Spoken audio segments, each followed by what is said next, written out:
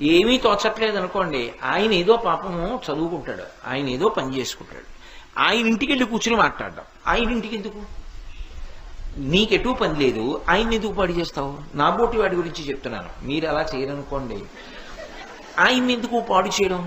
అంటే ఓ రూపాయి ఖర్చు అక్కర్లేదు కదా, మాట్లాడుకుంటే చాలు. కానీ ఈశ్వరుడు మాట ఎంత గొప్పగా ఇచ్చాడు. ఎవ్వరికీ లేదు మాట, మనుష్యుడికి ఒక్కడికే ఉంది. ఆ మాట చేత ఎంత కష్టంలో ఉన్నవాణ్ణి ఓదార్చవచ్చు.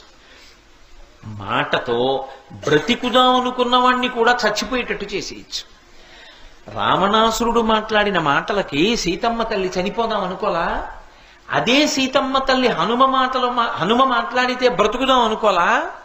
ఒకడి మాటకి బ్రతుకుదాం అనుకుంది, ఒకడి మాటకి చచ్చిపోదాం అనుకుంది. మాట అంత శక్తివంతమా కాదా? అంత శక్తివంతమైనటువంటి మాటకి ఆధారం పెదవులు.